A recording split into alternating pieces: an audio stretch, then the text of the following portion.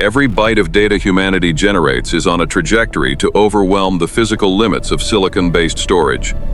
Hard drives die in decades, and data centers consume a massive fraction of global energy. To solve this bottleneck, companies are turning to synthetic DNA mediums so dense that the entire digital output of humanity can fit into a single shipping container. But as an engineering reality, this final archive carries a catastrophic conceptual flaw. We are trying to store static human history in a medium designed by nature to evolve, mutate, and change. The relentless expansion of digital information is generating a crisis of capacity, as the production of data is on a trajectory to overwhelm the physical and energetic limits of silicon-based storage. Conventional media like hard drives and solid-state memory, while effective, are fundamentally transient, with lifespans measured in decades. And their maintenance in vast data centers consumes a substantial and growing fraction of global energy. Confronted with this impending bottleneck, a branch of scientific inquiry has turned to the most ancient and efficient information system, known the DNA molecule. Researchers propose the use of synthetic DNA as a storage medium of unprecedented density and durability, a solution grounded in the principles of molecular information theory. This approach recasts the molecule of life not as a biological entity, but as a chemical substrate for archival data, leveraging its four nucleotide-based system, adenine, guanine, cytosine, and thymine, as a quaternary code to represent the binary language of computers. The theoretical potential is staggering. Analyses suggest that the entire digital output of humanity could be stored in a volume of DNA no larger than a shipping container, with a power budget for preservation that would be orders of magnitude lower than current infrastructure demands. Evidence for its extreme longevity comes not from laboratory simulations, but from the natural world itself. Where readable genetic sequences have been successfully recovered from fossilized remains tens of thousands of years old, demonstrating that, under the right conditions of cold, dark, and dry, the information encoded in DNA can passively endure across geological timescales. This vision has been advanced from abstract concept to practical reality by pioneering work from research groups, such as that of George Church at the Harvard Wyss Institute, which demonstrated the successful encoding of books, images, and even high-definition video into DNA strands, and their subsequent error-free retrieval through sequencing. The process involves translating digital files into nucleotide sequences, chemically synthesizing those DNA molecules, and then reading them back with sequencing machines that convert the biological code back into its original digital format.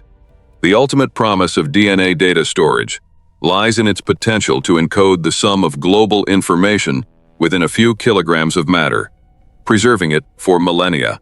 Transitioning from theoretical potential to practical applications exposes fundamental physicochemical barriers that challenge the vision of DNA as a passive, permanent archive.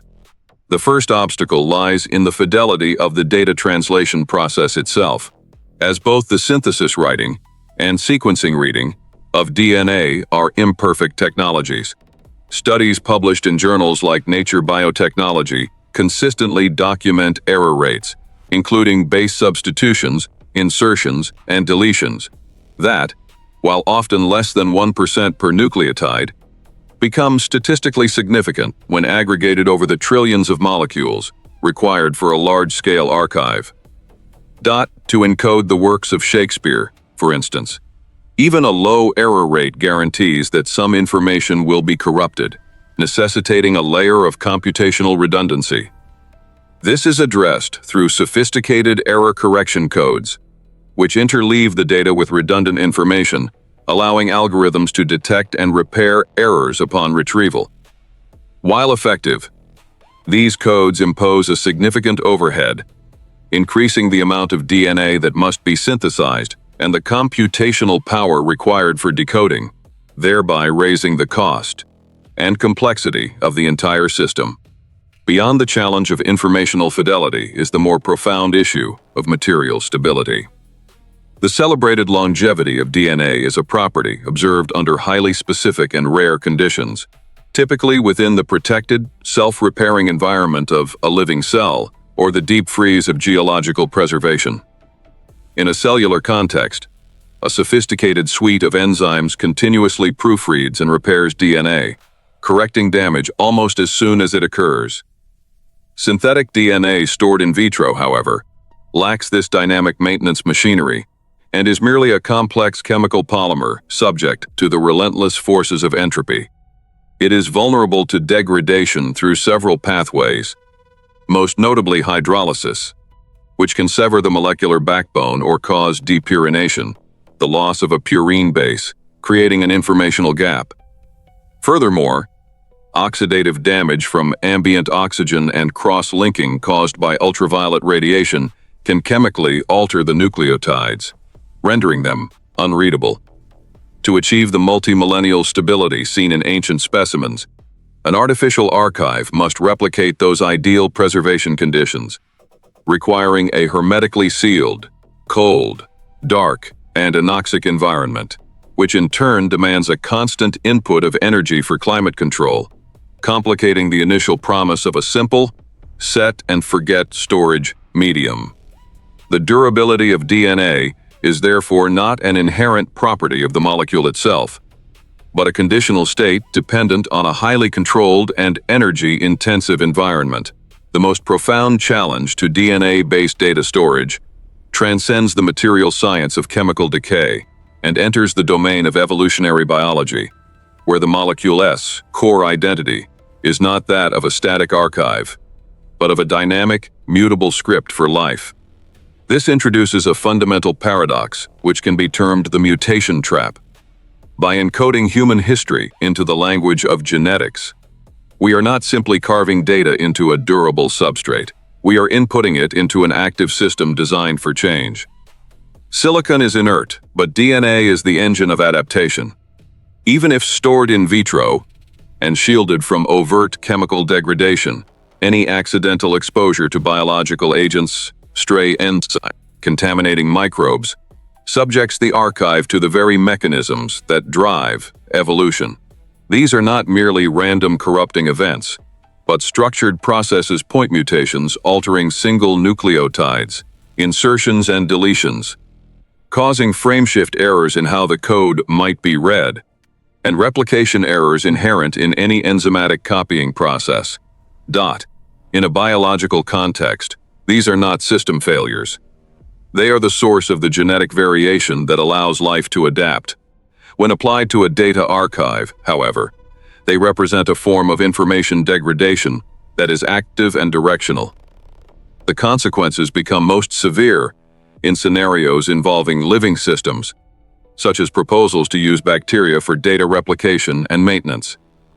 Within a cellular host, the archival DNA sequence is no longer judged by its fidelity to the original human data, the sonnets of Shakespeare, for example, but by its metabolic cost and functional utility to the organism.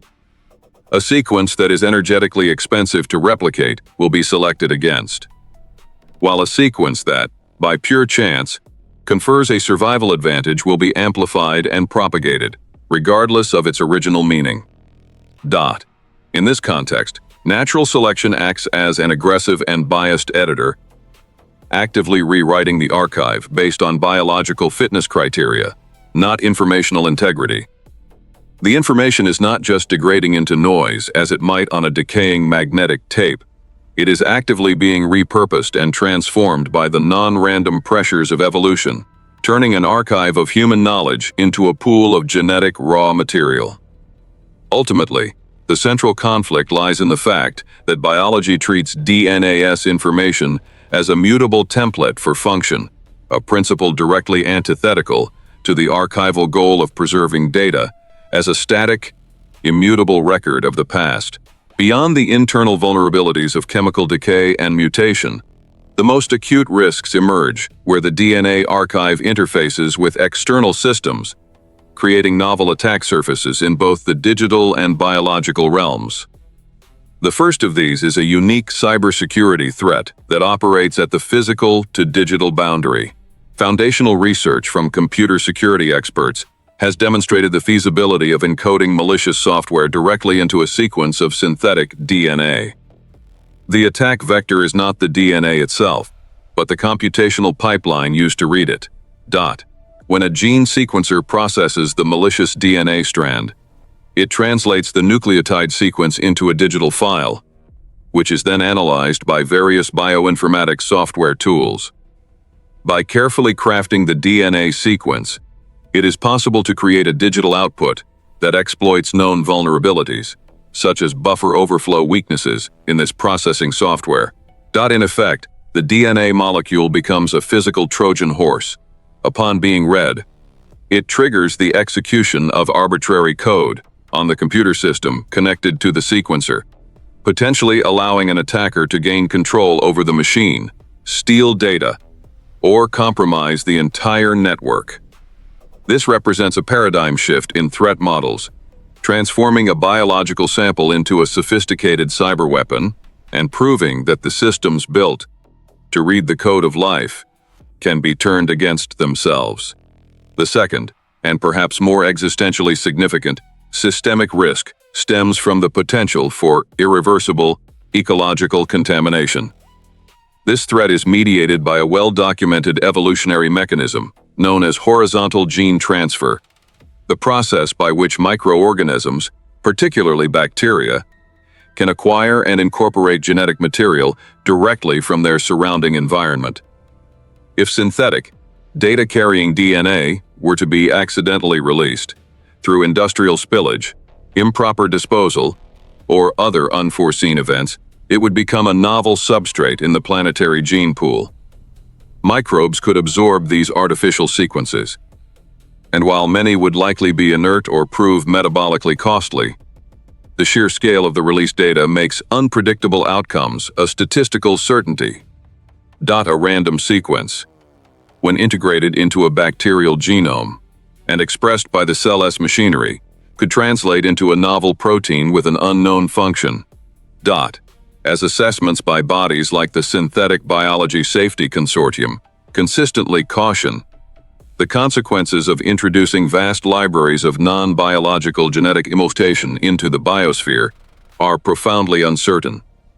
The artificial DNA could propagate through microbial populations, and be subject to its own evolutionary pressures, permanently and irrevocably blurring the line between the digital information of humanity and the genetic heritage of the natural world. The integration of data carrying DNA into digital and biological ecosystems creates unprecedented systemic risks, including the proven ability to deliver computer exploits and the potential for irreversible genetic pollution. The fundamental flaw in using DNA for data storage is not technical, but conceptual. It imposes the archival logic of stasis onto a medium defined by evolutionary dynamism. The initial promise of a final, perfect archive to preserve human history thus inverts into a mechanism for its active corruption, transforming our digital records into unpredictable biological agents. This analysis reveals that the catastrophic flaw lies in treating a living script as a dead stone tablet, a miscalculation, with potentially irreversible consequences for both our digital and ecological heritage. If this level of deep analysis provides value, consider supporting Tech Dissect Official to help us continue dissecting the critical technologies shaping our future. Given the potential for both immense preservation and catastrophic risk, what international regulations or ethical guardrails should be established before DNA data storage technologies becomes commercially scalable? Thank you for joining this analysis, and we will see you in the next dissection. Stay tuned as we investigate how high-frequency trading algorithms are developing emergent behaviors that no human can predict or control.